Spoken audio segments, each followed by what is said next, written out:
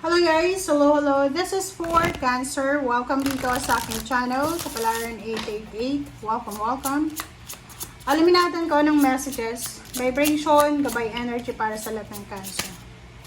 I hope na makuha nyo yung energy.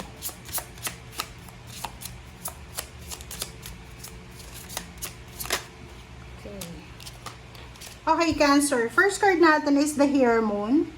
Propagating energy, 14.5. Okay. Cancer, please comment down below if you resonated. Dun sa mga Cancer na habang nanonood sa akin ngayon, meron kayong mga parang meron kayong mga tawag doon? Mga iniisip na negatibo. Like, feeling nyo, yung parang takot ba yon? Takot or ano bang tawag doon? May tawag dyan eh.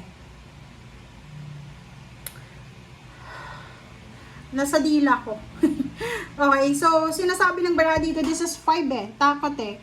So maybe meron ditong Cancer na natatakot kayo na gawin kung ano yung naiisip nyo. Which is, halimbawa, takot ka na mag-invest, takot ka na mag-take ng risk. But number 12, the growing moon, sinasabi na you need to be confident. Maging confident ka, maging handa ka, maging strong ka, maging brave ka. Simula ngayong December, sa kung ano man yan, na gusto mong, exploration, expansion, parang ganon. Halimbawa, natatakot ka, may business ka siguro, may tindahan ka, sari-sari store, and gusto mong maglagay ng another branch, di ba? Bakit? Pwede naman gusto mo ng another branch ng sari-sari store. Natatakot ka. Kasi baka iniisip mo, baka hindi siya maging successful like yung previous mo.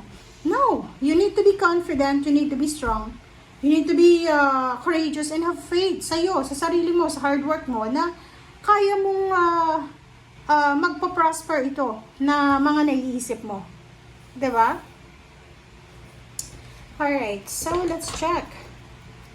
Kailangan mo ng confidence level, level up ng confidence, self-esteem. Masyado kang ngayon may mga Cancer ngayon na masyadong pinanghihinaan ng loob, which is, kailangan mong lakasan ng loob mo.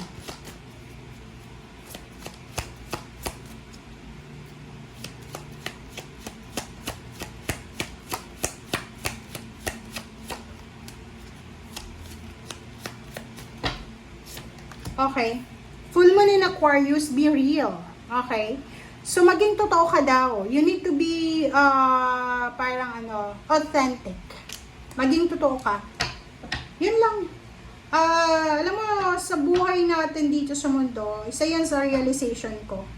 Kasi before, for me, para sa akin lang, mahilig ako mag-people please eh. Diba? Ako yung tao na, dati lang sa pamilya gusto ko walang nag-aaway, walang gulo. Yung parang kahit na nasasaktan ka na, tinatry mo pa rin na ayusin.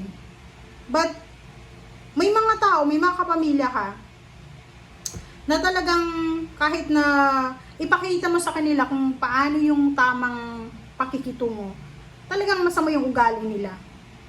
So, dito sa baraha mo to, parang kailangan mo na maging totoo. Okay lang maging totoo. Kung ayaw nila sa'yo, okay lang.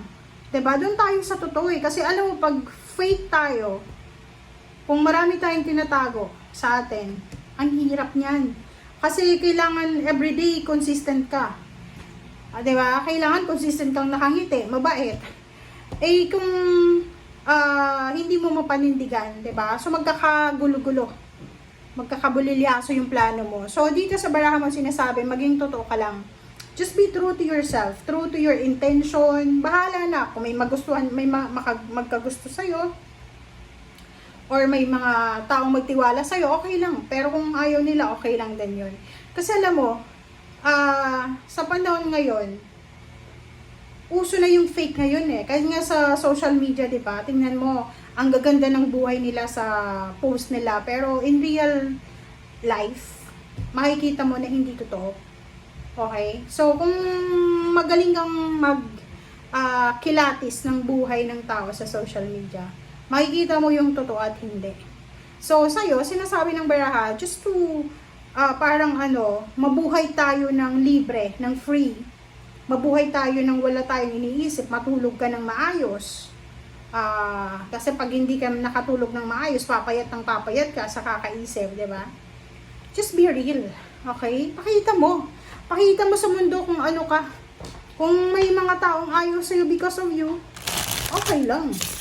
Pero kung may mga tao pa rin na gusto ka dahil sa ganyan ka, mas maganda pa ganyan. Okay.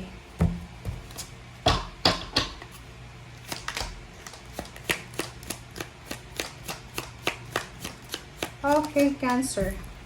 First card, the Devil, oh. This is Capricorn energy. Umiwas ka sa Capricorn na zodiac sign. Diba? Kasi itong Capricorn na to, or itong Devil na to, siya yung, pumipigil sa'yo. Diba? Oh, the Tower reverse. Pinipigilan ka niya para umasenso. Pinipigilan ka niya para magbago yung takbo ng buhay mo. Oh, tingnan mo. Diba? Sabi ng bara sa'yo dito, may choice or may mga opportunities. There's an opportunities para sa mga Cancer na mabago yung takbo ng buhay financial nyo.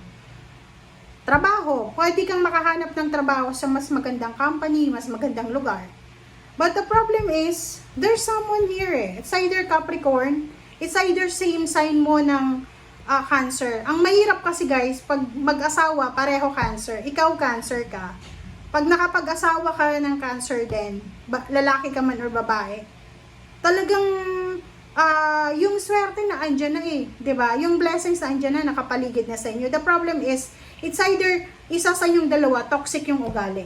So, kailangan meron kayong understanding sa bawat isa. Okay? Kasi itong the Devil na to, this is temptation, hindrance, obstacle para sa pagbabago ng buhay mo, lalo na sa trabaho. Yung parang may opportunities ka na makapag-abroad, pero itong partner mo na to, itong asawa mo, itong individual na to, pinipigilan ka. Diba? So, sinasabi ng bara sa'yo dito na kailangan mong umiwas or kailangan mong mag-isip ng para sa'yo. Okay? Diba?